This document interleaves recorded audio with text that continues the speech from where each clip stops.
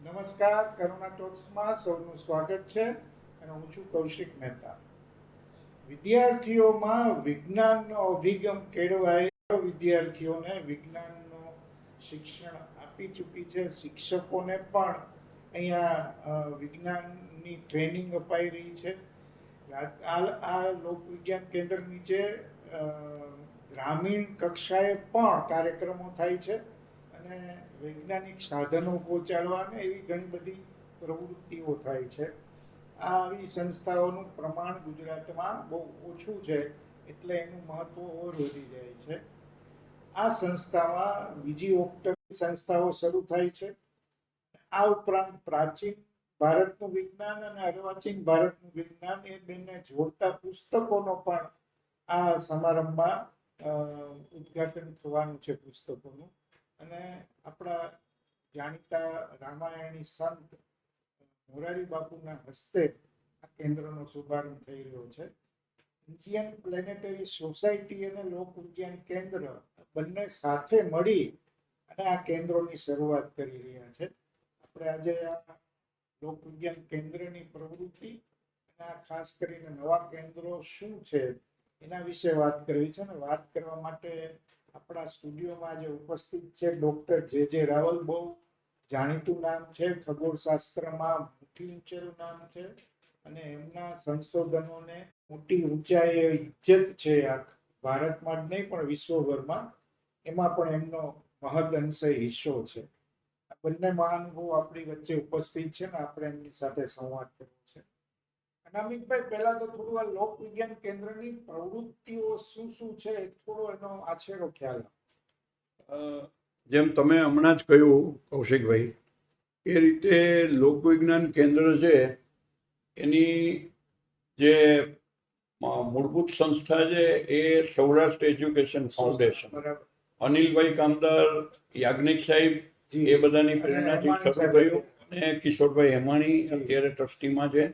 અને ડૉક્ટર હોમી શેઠના, એ વખતના આપણા અણુશક્તિ મંચના વડા, એવો એમઓજી સાથે સંલગ્ન આ સેન્ટર ગામડાઓમાં એનું લોકવિજ્ઞાન કેન્દ્ર છે. ડૉક્ટર રમેશચંદ્ર ભાયાણી એના નિયામક તરીકે વર્ષોથી કામ કરી રહ્યા છે, જે આપણા વિજ્ઞાન લેખક અને આપણા બહુ જ સારા વૈજ્ઞાનિક પણ છે. આ બંને સેન્ટરોની પશ્ચાદભૂમાં ડૉક્ટર જે રાવલ સાહેબ પણ આપણા ટ્રસ્ટી છે. અને આપણે જાણીએ છીએ તેમ નહેરુ પ્લેનેટોરિયમમાં એમણે 25 વર્ષ સુધી તરીકે રહ્યા. અકિંચન છે એમની તમામ આવક રિટાયરમેન્ટનું એમણે ઇન્ડિયન પ્લેનેટરી સોસાયટીને આપેલું છે. રાવલ સાહેબની 82 વર્ષની ઉંમર છે.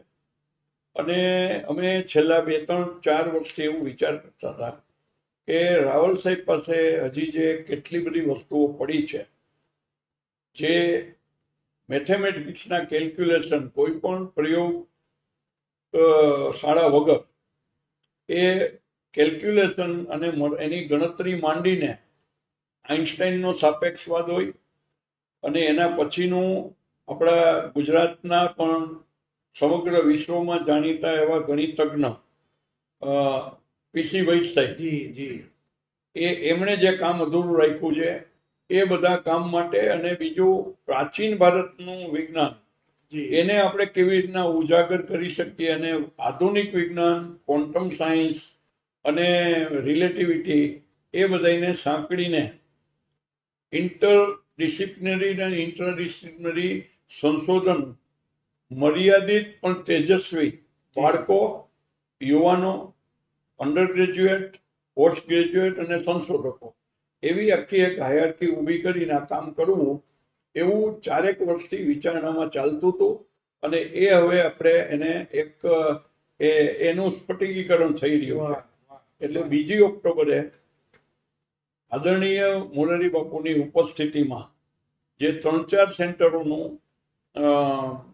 ઉદ્ઘાટન અને 4-5 પુસ્તકોનું વિમોચન જે થવાનું છે, એને અંગે આખું પ્રક્રિયા કેવી રહેશે અને આગામી એસ્ટ્રોનોમિકલ, એસ્ટ્રોફિઝિકલ અને સ્પેસ સાયન્સ અને એનું રિસર્ચ ઇન્સ્ટિટ્યૂટ, આ શું આખું માળખું છે, સંસ્થામાં શું પ્રવૃત્તિઓ થવાની છે એના વિશે. એવું છે કશિપભાઈ કે હું જ્યારે ડાયરેક્ટર હતો, ડાયરેક્ટર રિસર્ચ જી અને ડાયરેક્ટર નહેરુ પ્લાન્ટ, ત્યારે મારી આગળ ઘણા બધા વિદ્યાર્થીઓ, શિક્ષકો, પ્રોફેસરો, ટીચરો બધા આવતા. બરાબર. અને અમે લોકો ડિસ્કશન, એમાં મને ખબર પડી કે આ બધા કે માર્ક લઈ આવે છે, બધું કરે છે, પણ એના ફંડામેન્ટલ ક્લિયર હા, 5 પાયો નબળો છે. પાયો નબળો છે.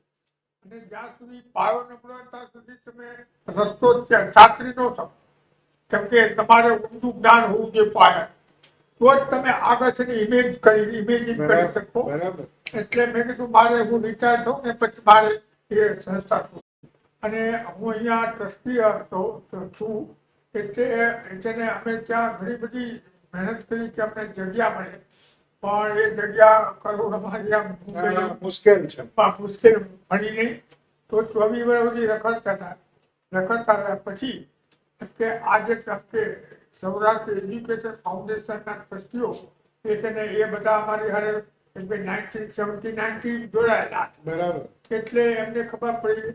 તો એ બધા ટ્રસ્ટીઓ એમાં કે કામદાર સાહેબ, કેટી હેમાણી સાહેબ, પછી આપણા અનામિક સાહેબ અને બધા શકુંતલા નેને, એ બધા છે ને એમ કહ્યું કે આપણે રાવણને આપીએ જગ્યા. તો એનું એમાં હતું, હવે આપણે આમાં જે છે ને શું કરવાનું છે કે પીસી વૈદ્યને આટલા બધા મોટા ખગોળ વિજ્ઞાન રિલેટિવિસ્ટ તો કોઈ જાણતું અને ભાગ્ય જાણે તો એને શું કામ કર્યું. યંગ લોકો જે એમ કે મેથેમેટિક્સ અને ફિઝિક્સમાં ભણે છે અને પ્રોફેસર છે ઇવન, એ લોકોને બી ખબર નથી કે આ પીસી વૈદ્ય શું કરે. આપણે કહીએ કે 5 વિજ્ઞાનીઓનું નામ આપો તો એ છે ને 2-3 ના આપીએ. એટલે આપણે આર્યભટ્ટ, તો આર્યભટ્ટ હતા, આર્યભટ્ટ કરે તો એને હકીકતમાં શું કર્યું બેઝિક એને ખબર નહીં. કે પછી વરામિહિર કે ભાસ્કરાચાર્ય, બ્રહ્મગુપ્ત, કણાદ, પછી આ બૌદ્ધાયન, પછી આપણા સત્યેન્દ્રનાથ બોઝ, મેઘનાથ શાહ, જેસી બોઝ, એ બધા શું કર્યું એ લોકોને બહુ ખબર. તો એ જાણવું જરૂરી છે કે એ આપણે ઇન્સ્પાયર કરે અને એ આપણે આમ ધબકતા રહે. રિસર્ચમાં એવું છે ને એક આખી એક અલગ મેન્ટાલિટી હોય છે. તો એ એમ કે કલકત્તામાં ખરી એ એમ કે બધા બંગાળીઓમાં અમારા ગુરુ અને એક રાયચૌધરી અને કે જેના કામ ઉપર જેને આ પેનરોઝ અને વોકિંગ કામ, બીજા અમારા છે ને જયંત નાલિકા, અને એ બધા છે ને બહુ ઇન્સ્પાયરિંગ. તો એ છે ને એ સંસ્થા આપણે ખોલીએ કે જેથી આપણે છે ને એ ખગોળ ભૌતિક શાસ્ત્ર કે એમાં રિલેટિવિટી બી આવે, ક્વોન્ટમ મિકેનિક્સ બી આવે, ઇલેક્ટ્રોમેગ્નેટિક ફિલ્ડ એ બધું આવે. એનું છે ને થિયોરેટિકલ રિસર્ચ કરે. બરાબર. અને એમ કે પીસી વૈદ્ય સાહેબે શું કરેલું કે જ્યારે આઇન્સ્ટાઈને એના ઇક્વેશન આપ્યા, વર્લ્ડ ફેમસ ઇક્વેશન, તો એનું પહેલું સોલ્યુશન છે ને કાર્લ શ્વાર્ઝશાઇલ્ડ આપે, એમ કે જર્મન કે ખગોળ વિજ્ઞાની, એને બધા 3 ટેસ્ટ આપ્યા શ્વાર્ઝશાઇલ્ડ, એને શ્વાર્ઝશાઇલ્ડ સોલ્યુશન કહે. બરાબર. અને એ 3 ટેસ્ટ ઉપર છે ને આ બધું આઇન્સ્ટાઈનનું વાહ થઈ ગયું કે સાચા. પણ એને શું કહ્યું કે તારો છે પણ તારો આમ બેઠો છે માત્ર, હલતો નથી, ચાલતો નથી, અને એનું ગ્રેવિટી શું. તો વૈદ્ય સાહેબ શું કીધું કે તારો કે એમ લોખંડનો ગોળો નથી પણ એ રેડિયેશન છોડે. તો રેડિયેશન એટલે એનર્જી, એનર્જી એટલે E = mc², એટલે એનર્જી ઇક્વિવેલન્ટ ટુ માસ. તો એ માસ એની ગ્રેવિટી ઉત્પન્ન કરે. તો એનું ગ્રેવિટેશનલ ફિલ્ડ શું, એની ભૂમિતિ શું, એ એને મહાન કાર્ય. એટલું નહીં, એના કાર્ય ઉપર કેટલા બધા મોટા માણસોએ કામ કર્યું પેપરમાં. હવે અમે શું કહ્યું કે એમ કે વૈદ્ય સાહેબે કહ્યું કે આ રેડિયેશન એમ કે જોડે છે તારો, અને એમ કે ઓલાએ કીધું તારો શ્રી છે. પણ અમે કેવું કે ધારો કે નહીં, રિયાલિટીમાં તારો ગોળ ફરે તો જ એને એ ગ્રેવિટી કેવી. એટલે એમાં છે ને વૈદ્ય સાહેબનું રેડિયેશન બી છોડે કરશે, કોર્સ હશે શું એની થોડી વાત. યસતા. તો કશ્યપભાઈ એ છે ને અમે એને અત્યારે અમારે આગળ 2 વિદ્યાર્થીઓ કામ કરે છે ઓલરેડી, અને એને પેપરો બી પ્રસિદ્ધ કર્યા છે. લાગ્રાન્જન પોઈન્ટ ઉપર લાગ્રાન્જે શું કર્યું એ છે ને એને ત્યાંથી આપી શકો. લાગરાન પોઈન્ટ ઉપર તમે સોલર મોટી બધી પેનલો સ્થાપી અને ઇલેક્ટ્રિસિટી મેળવી શકો. એની ઉપર તમે છે ને મિરર મૂકીને દિવસ એ ખાવાનો ખેલ છે બરાબર. અને મેથેમેટિકલ ફિઝિક્સમાં અને એ લોકોનો ઇન્ટરેસ્ટ છે તો અમે કહીએ કે આ જે પ્રોબ્લેમ છે આ તમે સોલ્વ કરો. જી. અને અમને ખબર હોય નહીં કે એને ચિત્રમાં બી ન બતાવી શકાય કેમ કે 3 ડિમેન્શન આપણે બતાવીએ છીએ તો એને કહ્યું પણ એમાંથી શું આવ્યું તો કે એનર્જી એ માસ છે, પોતે જ માસ છે અને જ્યારે વસ્તુ ચાલે ત્યારે એની લેન્થમાં રિડક્શન થાય છે, કન્ટ્રાક્શન થાય છે, ઓછું થાય છે. ઘડિયાળ ચાલે તો એ ધીમી પડી જાય છે અને જો માસ ચાલે તો એનો માસ વધતો જાય. એ બધા નવા રીતે તો આપણે એમ થયું કે ચાલો યુનિવર્સમાં કેવી રીતે 50% શું કામ 2 વર્ષ ગોથા થાય ત્યારે ખબર પડે કે રિસર્ચ શું કરવાનું છે. એટલે એવું બધું છે એ બધાને ગાઈડ જી જી. પછી આ સૂર્ય વેધશાળા અને તારાની વેધશાળા બે બીજા પ્રોજેક્ટ છે, એ શું છે? કશ્યપભાઈ જે સૂર્ય છે ને કે બધું સરસ સૂર્ય છે આપણા જગતનો આખો કંટ્રોલ છે ને સૂર્યના હાથમાં છે. એ પછી એમ કે વાવાઝોડા થાય કે પછી વરસાદ વરસે ન વરસે બધું. અને આપણા વેદોમાં શું કહ્યું કે સૂર્ય આત્મા જગત સુખ. સૂર્ય જગતનો આત્મા હકીકતમાં આજે સૂર્ય જો અદ્રશ્ય થઈ જાય તો શું હાલત થાય? એ તમે શિમલામાં જાઓ કે એમ કે સ્વીડનમાં જાઓ ત્યારે ખબર પડે કે સૂર્ય કેટલો બધો ઉપયોગી છે. એ સૂર્યની જગત છે. એટલે સૂર્યના રહસ્યો જાણવાની જરૂર છે, સૂર્યનો અભ્યાસ કરવાની જરૂર છે. પણ સૂર્યનો અભ્યાસ આજે નથી થયો. એ આપણા ઋષિ મુનિએ 7000 વર્ષ જ આપણે જીવી શકશું. એટલે એ બી અત્યારે તૈયારી કરવાની જરૂર છે. અને વિજ્ઞાનીઓ છે ને બ્રહ્માંડની જગતની ચિંતા કરે, બીજા કોઈ કરતું નથી ચિંતા. કેમ કે લાગડા છે તો કે પોઈન્ટ આ ચિંતા સ્થાપી, આપણે કોલોની સ્થાપી, આ બધા ચંદ્ર ઉપર. તો એ છે ને વિજ્ઞાનની એક બોલી છે.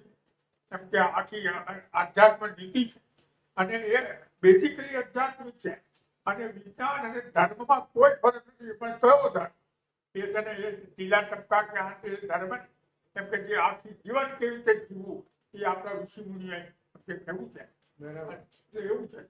એના તારાની વેધશાળા પણ એની સાથે કેમ કે તારામાં છે ને આ બધા બ્લેક હોલ ને ગેલેક્સી ને બધું શોધવું જોઈએ. ગેલેક્સીને વલયો છે કે શોધવા જોઈએ. આ બધા આપણી ભૂમિ ઉપરથી હજીથી કોઈ ઇન્ડિયને ધૂમકેતુ શોધ્યું નથી. અને માત્ર એક જ ઇન્ડિયન છે વેણુ બાપુ કે જેને અમેરિકાની ધરતી ઉપરથી ધૂમકેતુ શોધ્યો છે. આપણે અહીંયાથી શું કામ નહોતું? આપણે તો એસ્ટેરોઇડ આજે તમને ખબર છે કે એસ્ટેરોઇડ છે ને તરખાટ બતાવી શકે છે, ગમે ત્યારે પૃથ્વીનો નાશ કરી શકે. અને એને બચાવનાર કોણ છે? માત્ર એટમિક એનર્જી. એટલે એમ કે એનર્જીના ન્યુક્લિયર મિસાઇલ છોડીએ ગાઈડેડ તો એનો રસ્તો કે આખું છે ને એ આખું સામાયિક તમારું. અને બીજું કે જે પુસ્તક રિલીઝ થવાનું છે એ જન્મ અને મરણ અને મરણ હોય તો એ ડેથ અને એનું છે ને એક્ઝેક્ટ કામ. અને બીજું નહીં કે ક્યાં અને ઉજ્જૈનમાં એને શું એક્ઝેક્ટ કામ કર્યું, કાર્યભટ્ટે શું કર્યું, કણાદે શું કર્યું. તો એ છે ને આખું એનું કેમ કે 65-70 પેજનું આખું એક્ઝિબિશન. અને માણસો જાણે કે આવો આર્યભટ્ટ આવો હતો કે તો એના મનમાં જે અને એ છે ને આ એક્ઝિબિશન પૂરું થશે રિલીઝ અને ઉદઘાટન. અને બીજું કે આપણે છે ને એક અમારા વિદ્યાર્થી છે એને મેથેમેટિક્સ ઉપર એક બુક લખી છે, એનું બી ઉદઘાટન થશે.